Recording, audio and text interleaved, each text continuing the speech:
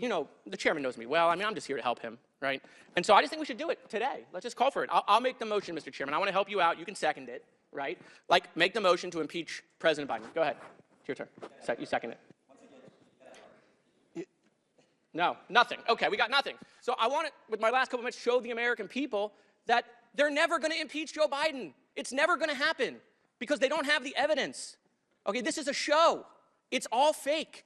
They just want to do these hearings. It's not leading to impeachment. They're lying to their base on Newsmax and Fox, leading these people to believe that they're going to eventually impeach the president. It's not going to happen. This may look like a heated partisan exchange, but it's actually a stress test of congressional responsibility. What's really being tested here is whether oversight is being used to pursue constitutional accountability or to sustain political theater. This raises broader questions about how power is exercised when allegations are repeated without resolution.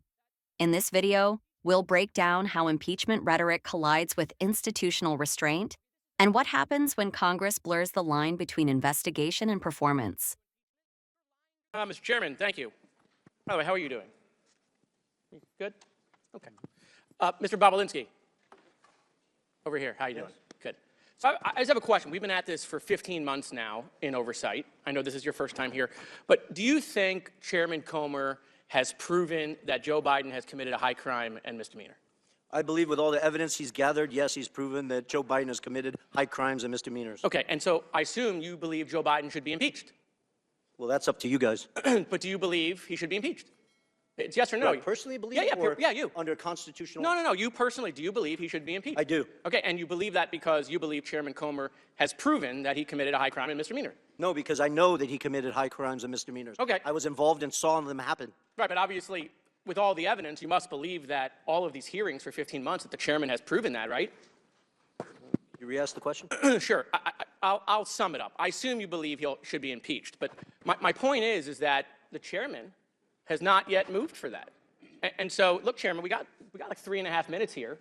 I mean, let's just do the impeachment. I mean, why continue to waste millions of dollars of the taxpayers' money if we're going to impeach because you believe you've shown he's committed a high crime and misdemeanor?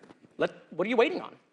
Let's just do it. I mean, by the way, we got Chairman Jordan here also, the double chairman. Why aren't you guys calling for the vote in your committee? When is it going to happen? When can we tell the American people you're going to stop wasting their money and just call for the vote on impeachment? Gentlemen, yield. Sure. We don't do snap impeachments like you guys. We actually do the facts. We do oversight according to the Constitution. You're never going to call for it. You're never going to call for it. I mean, now you can predict. You can predict the future. How do you know? You guys only have 6 more months probably in power, right, until the election. So are you going to do it in 2 months? Are you going to do it in 3 months? Like, tell the American people. Does the Constitution put a time limit on oversight? I didn't read that in the Constitution. So if you believe you can't call for the impeachment now, then what you're admitting is you haven't yet proven that he's committed a high crime and misdemeanor. You haven't proven it yet. Otherwise, you would call for it, I assume. We're doing our work. Okay, so they haven't proven it. Right? They haven't proven he committed a high crime and misdemeanor. Otherwise, we would call for impeachment. So look, the chairman knows me well. I mean, I'm just here to help him, right?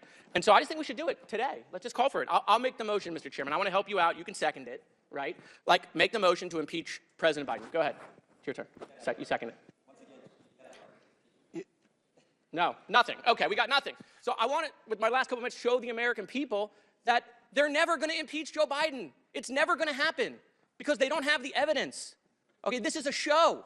It's all fake.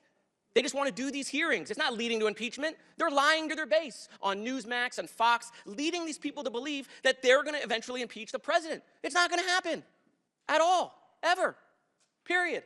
They don't even have the votes, even if they had it in committee. They don't have the votes on the floor. They know that. They got members resigning rather than taking a vote on the fake faux impeachment. Just ask Ken Buck, who said the speaker ain't going to get me to take an unconstitutional impeachment vote. I mean, boy. I mean, so look. I mean, if these hearings were a success, right? If what we've been doing for the last 15 months had convinced the American people that Joe Biden committed a high crime and misdemeanor, you can be damn sure they would have called the vote by now, right? But they want it to go on. They either want it to go on because they don't have the evidence. Are you asking me a question? No, I'm just looking at you. Oh, okay. But if you want to talk to me, we can talk. Well, no, I think you haven't read recent data that shows American people are well aware of the Biden's corruption. Perfect. So then ask the chairman why he hasn't called for impeachment, Tony.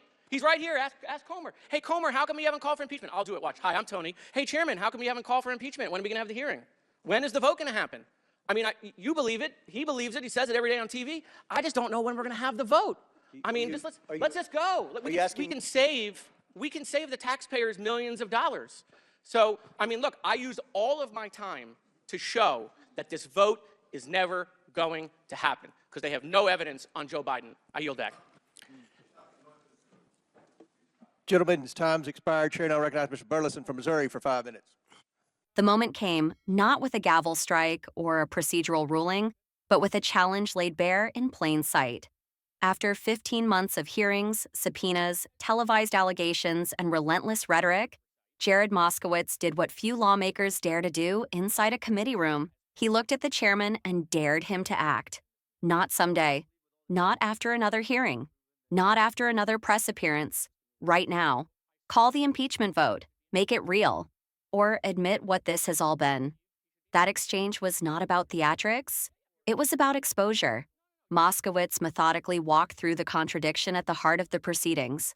If the chairman truly believed the evidence proved a high crime and misdemeanor, then the constitutional path was clear. A vote would follow. That is how oversight is meant to function in a republic. Investigation leads to conclusion.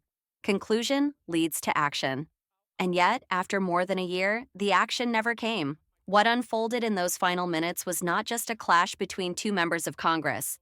It was a collision between accusation and accountability. As Moskowitz pressed, the room revealed its silence. No motion, no second, no timeline. Just deflection, procedural language, and appeals to patience. And that silence spoke louder than any allegation ever could.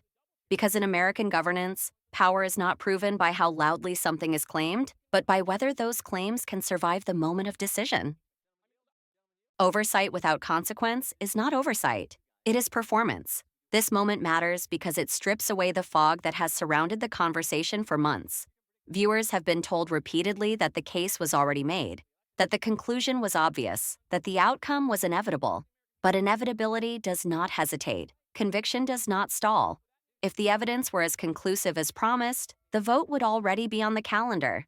The fact that it is not tells its own story. What we witnessed was a rare inversion of modern politics, a member of the minority demanding action, not delay, demanding clarity, not continuation, demanding that words finally meet consequence. And in doing so, Moskowitz forced the question that millions of Americans have been asking quietly. If this is real, why hasn't it happened? And if it hasn't happened, why are taxpayers still funding the spectacle? The exchange also revealed something deeper about power in Washington.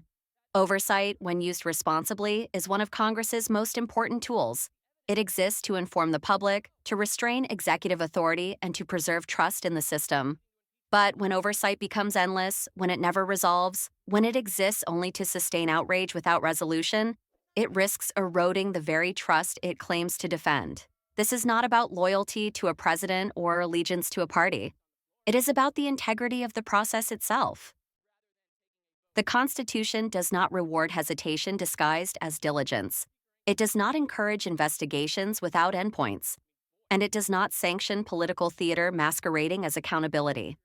At some point, leadership requires a decision. Yes or no. Act or admit.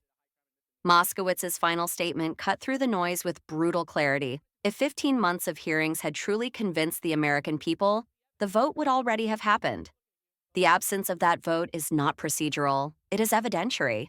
It suggests that what has been promised behind microphones cannot withstand the formal weight of constitutional action. And that is the uncomfortable truth this moment exposed, not just for those in the room, but for everyone watching at home. Democracy depends on more than accusation. It depends on courage, the courage to act when claims are real, and the courage to stop when they are not. In the end, this was not just a challenge to a chairman.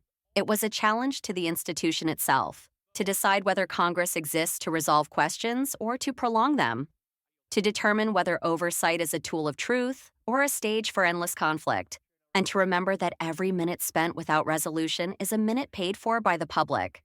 Moments like this remind us why transparency matters, why accountability cannot be selective, and why leadership is measured not by how often a claim is repeated, but by whether it can survive the moment of decision. The American system was designed to force clarity, and when clarity is avoided, the avoidance becomes the story. That is why this exchange will be remembered, Not for what was proven, but for what was not done. Not for the accusations, but for the refusal to act on them. And not for the noise, but for the silence that followed a simple challenge. If you believe accountability should be real, not performative. If you believe oversight should lead somewhere, not nowhere. And if you believe the American people deserve truth instead of endless spectacle, then support our work to keep exposing what power tries to avoid. Subscribe to Liberty Report USA